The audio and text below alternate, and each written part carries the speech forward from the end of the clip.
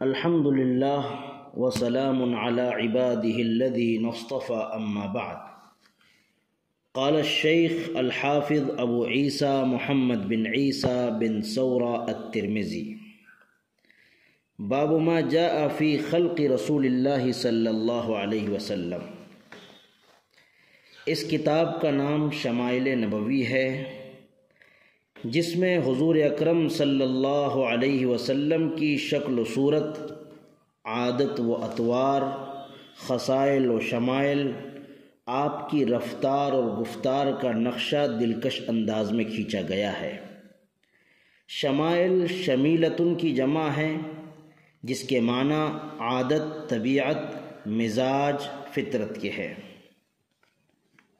تو باب قائم کیا ہے امام ترمذی رحمۃ اللہ علیہ نے، باب ما جاء فی خلق رسول اللہ صلی اللہ علیہ وسلم، حضور اقدس صلی اللہ علیہ وسلم کے حلیہ مبارک کا بیان. خلق مصدر ہے، خلق یخلق باب نصرہ سے ہے، پیدا کرنا، عدم سے وجود میں لانا. یہاں مراد حضور اکرم صلی اللہ علیہ وسلم کا حلیہ مبارکہ ہے. مصنف نے اس باب میں وہ احادیث ذکر فرمائی ہے جو حضور اقدس صلی اللہ علیہ وسلم کے حلیہ مبارک کے بارے میں وارد ہوئی ہے. حضور اقدس صلی اللہ علیہ وسلم کے جمال مبارک کو کما حقہ تعبیر کر دینا یہ ناممکن ہے. نور مجسم کی تصویر کشی قابو سے باہر ہے، لیکن اپنی ہمت اور وسعت کے موافق حضرات صحابہ رضوان اللہ علیہم اجمعین نے اس کو ضبط فرمایا، جمع فرمایا، جس کا کچھ بیان یہ ہے. قرطبی کہتے ہیں کہ حضور اقدس صلی اللہ علیہ وسلم کا پورا جمال ظاہر نہیں کیا گیا، ورنہ آدمی حضور صلی اللہ علیہ وسلم کو دیکھنے کی طاقت نہ رکھتے. آنچ خوبہ ہما دارن تو تنہا داری. حضرات صحابہ کرام رضوان اللہ علیہم اجمعین کا امت پر نہایت ہی بڑا احسان ہے کہ حضور صلی اللہ علیہ وسلم کے کمالات معنوی، علوم و معارف کے ساتھ ساتھ کمالات ظاہری، حسن و جمال بھی امت تک تبلیغ فرمائی. نامراد عاشق جب وصال سے محروم ہوتا ہے تو محبوب کے گھر باہر خد و خال کو یاد کر کے اپنے کو تسلی دیا کرتا ہے اور عادات و حالات ہی سے دل بہلایا کرتا ہے.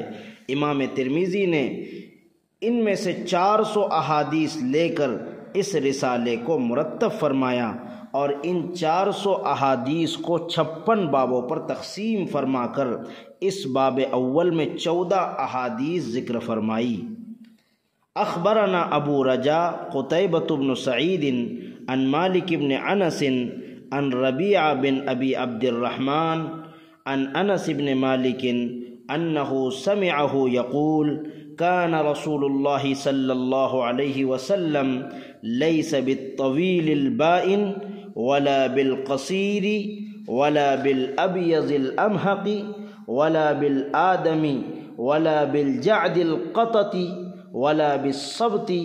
بعثه الله تعالى على رأس 40 سنة فأقام بمكة 10 سنين وبالمدينة 10 سنين فتوفاه الله تعالى على رأس 60 سنة وليس في رأسه ولحيته 20 شعرة بيضاء. یہ پہلی حدیث ہے. سب سے پہلے ہم اس کی لغت حل کر لیں. الطویل طوال کی جمع ہے، الطویل اس کی جمع طوال ہے. صیغہ صفت ہے، لمبا ہونا، طویل ہونا. البائن یہ بھی صیغہ صفت ہے، بانا یبینو واضح ہونا، ظاہر ہونا. مصدر بیانن. القصیر جمع قصار صیغہ صفت ہے، پستقد ہونا. الابیض بیزن صیغہ صفت ہے، جو ہے سفیدی میں غالب آنا. الامحق محقن صیغہ صفت ہے، چونے کی طرح سفید ہونا. الجعد جمع جعاد بالوں کا گھنگریالہ ہونا، الآدم ادم صیغہ صفت ہے سانولا ہونا گندمی رنگ کا ہونا، القطط جمع اقطاط و قطاط بالوں کا بہت زیادہ گھنگریالہ ہونا، الصبط سین با طا الصبط جمع صباط سمعہ سے بھی ہے کرومہ سے بھی ہے بالوں کا بالکل سیدھا ہونا، بعث فعل ماضی بھیجنا، توفاہ فعل ماضی تفعل سے پورا حق لینا وفات پانا کہا جاتا ہے، توفاہ اللہ اللہ تعالیٰ نے ان کو پورا لے لیا یعنی اس کی وفات ہو گئی، یہاں اسی سے معنی میں مستعمل ہے۔ شعرۃ جمع اشعار و شعرات بال، شعرۃ بیضاء سفید بال لامبے بال والا ہونا بہت بالوں والا ہونا۔ حدیث کا ترجمہ ہے، حضرت انس رضی اللہ تعالیٰ عنہ فرماتے ہیں حضور اکرم صلی اللہ علیہ وسلم نہ بہت لامبے قد کے تھے نہ پست قد، یعنی فرمایا کہ کان رسول اللہ صلی اللہ علیہ وسلم لیس بالطویل البائل بہت زیادہ لامبے نہیں تھے، ولا بالقصیر اور نہ بہت ہی پست قد تھے جس کو ٹھینگنا کہتے ہیں، بلکہ آپ صلی اللہ علیہ وسلم کا قد مبارک درمیانہ تھا، اور رنگ کے اعتبار سے نہ بالکل سفید تھے، ولا بالابیض الامحق رنگ کے اعتبار سے نہ بالکل سفید تھے چونے کی طرح، نہ بالکل گندم گوں کے سانولے پن آ جائے، بلکہ 14ویں رات کے چاند سے زیادہ روشن پرنور اور کچھ ملاحت لیے ہوئے تھے۔ حضور اقدس صلی اللہ علیہ وسلم کے بال بالکل سیدھے تھے نہ بالکل پیچیدہ یعنی پیچدار خمدار، ولا بالجعد القططی اور نہ جو ہے آپ کے بال بالکل سیدھے تھے اور نہ بہت پیچدار تھے بلکہ آپ کے بال درمیانے تھے۔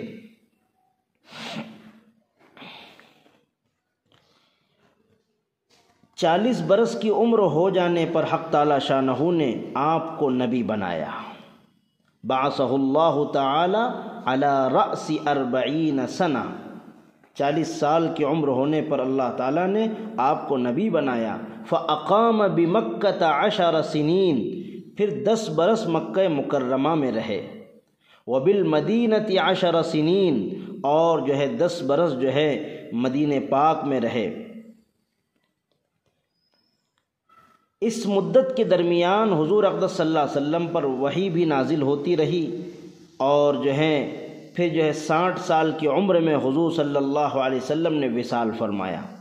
اس وقت آپ کے سر اور آپ کی داڑھی مبارک میں 20 بال بھی سفید نہ تھے، لیس فی رأسہ ولحیتہ 20 شعرۃ بیضاء۔ انشاءاللہ جو ہے بالوں کے سلسلے میں اور آپ کی سفیدی کے سلسلے میں تفصیل سے آگے آئے گا۔ حضور اقدس صلی اللہ علیہ وسلم کا قد مبارک درمیانہ تھا، لیکن میانہ پن کے ساتھ کس قدر طویل کی طرف مائل تھے، چنانچہ ہند ابن ابی حالہ وغیرہ کی روایت میں ہے، اس کی تصریح موجود ہے۔ ان دونوں روایتوں پر اس حدیث سے اشکال ہوتا ہے جس میں آیا ہے کہ حضور صلی اللہ علیہ وسلم جب کسی جماعت میں کھڑے ہوتے تھے تو سب سے زیادہ بلند نظر آتے تھے، لیکن یہ درازی قد کی وجہ سے نہ تھا بلکہ معجزے کے طور پر تھا، تاکہ حضور صلی اللہ علیہ وسلم سے جیسے کمالات معنویہ میں کوئی بلند مرتبہ نہیں، اسی طرح صورت ظاہری میں بھی کوئی بلند محسوس نہ ہو۔ حضور اکرم صلی اللہ علیہ وسلم کا نبوت کے بعد مکہ مکرمہ میں قیام 10 برس اسی حدیث میں ذکر ہوا، اور اسی بنا پر حضور صلی اللہ علیہ وسلم کی عمر 60 سال ذکر کی گئی۔ لیکن یہ روایت ان سب روایات کے خلاف ہیں جن میں حضور اکرم صلی اللہ علیہ وسلم کا قیام 13 برس بتلایا گیا ہے اور 63 سال کی عمر ذکر کی گئی ہے۔ بعض روایات میں 65 سال کی عمر آئی ہے، چنانچہ اواخر کتاب میں تینوں روایتیں آنے والی ہے۔ امام بخاری رحمۃ اللہ علیہ فرماتے ہیں 63 سال کی روایتیں زیادہ ہیں۔ علماء نے ان احادیث میں دو طرح جمع فرمایا۔ اول یہ کہ حضور کو 40 سال کی عمر میں نبوت ملی اور 3 سال بعد رسالت ملی۔ اس کے بعد 10 سال مکہ مکرمہ میں قیام ہوا۔ اس بنا پر اس حدیث میں ان 3 سال کا ذکر چھوٹ گیا جو نبوت اور رسالت کے درمیان تھے۔ دوسری توجہ یہ ہے کہ عموماً اعداد میں کسر کو شمار نہیں کیا جاتا، اسی بنا پر حضرت انس رضی اللہ عنہ کی روایت میں دونوں جگہ دہائیاں ذکر کر دی، کسر کو چھوڑ دیا، اور 65 سال والی روایت میں سن ولادت اور سن وفات کو مستقل شمار کیا گیا۔ غرض سب روایات کا حاصل ایک ہی ہے، اور چونکہ حضور اکرم صلی اللہ علیہ وسلم کی عمر شریف اصح قول کے موافق 63 سال کی ہوئی، اس لیے باقی روایات کو اسی طرف راجح کیا گیا ہے۔ تو یہ حدیث تھی جس میں رحمت دو عالم صلی اللہ علیہ وسلم کی جو ہے آپ کی صفات، آپ کی خوبصورتی، آپ کے چہرے کا رنگ، آپ کا جو ہے آپ کے قد و قامت، اور آپ کو کب نبی بنایا گیا، آپ کتنے سال مکہ مکرمہ میں رہیں، کتنے سال مدینہ منورہ میں رہیں، اور یہ پوری تفصیلات انشاءاللہ سلسلہ وار شمائل ترمذی آپ کے سامنے بیان کیے جائیں گے۔ آپ اسے بغور سنیں، اللہ عمل کی توفیق عطا فرمائے۔ والسلام علیکم ورحمۃ اللہ وبرکاتہ۔